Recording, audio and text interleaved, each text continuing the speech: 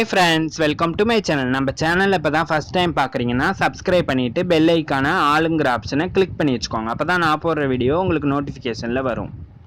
இப்போ மீந்து போன இட்லி வச்சு சுவையா என்னோட ஸ்டைல்ல ஒரு இட்லி உப்புமா தான் செய்ய போறோம். அதை எப்படி செய்யலாம்னு பார்க்கலாம் வாங்க.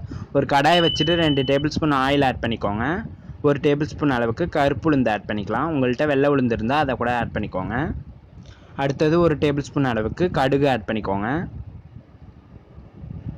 கடுகு பொரிஞ்சு உளுந்து செவந்து வரட்டும். ரொம்ப செவர விட்டுறாதீங்க, தீஞ்சு போய் கசக்கும். அப்புறம் அடுத்தது 2 கொத்து கருவேப்பிலை கிள்ளி வச்சுருக்கோம், அதை ஆட் பண்ணிக்கலாம்.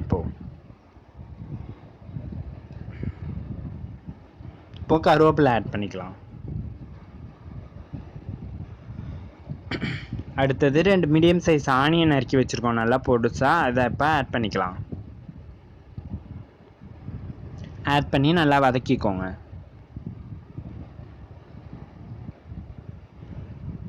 அடுத்தது காரத்துக்கு தேவையான அளவுக்கு 2 பச்சை மிளகாய் மட்டும் எடுத்து வச்சுருக்கேன் நறுக்கி, அதை ஆட் பண்ணி இப்போ வதக்கிக்கலாம். அடுத்தது ஒரு 1/4 டேபிள் ஸ்பூன் அளவுக்கு மஞ்சள் பொடி எடுத்திருக்கேன், அதை ஆட் பண்ணிக்கோங்க. உங்களுக்கு வேணும்னா ஆட் பண்ணிக்கோங்க, இல்லைனா ஆப்ஷனல் தான். இப்போ மஞ்சள் பொடி பச்சை ஸ்மெல் போகிற அளவுக்கு நல்லா வதக்கிக்கோங்க. அடுத்தது ஒரு 5 இட்லி மீந்து போனதை நல்லா உதுத்து வச்சுருக்கேன், அதை இப்போ ஆட் பண்ணிக்கோங்க. இட்லியில் ஏற்கனவே உப்பு இருக்கிறதுனால நான் உப்பை ஆட் பண்ணல எதுவும். உங்களுக்கு வேணும்னா டேஸ்ட்டை பார்த்துட்டு நீங்கள் போட்டுக்கோங்க. இப்போது சுவையான என்னோடய ஸ்டைலில் சிம்பிளாக இட்லி உப்புமா தயாராகிடுச்சு. இப்போ ஒரு பிளேட்டுக்கு ட்ரான்ஸ்ஃபர் பண்ணி சர்வ் பண்ணிக்கலாம். தொட்டுக்கு எதுவும் நான் சைடிஷ் எதுவும் வைக்கல. உங்களுக்கு வேணும்னா சட்னி வச்சு சர்வ் பண்ணுங்கள்.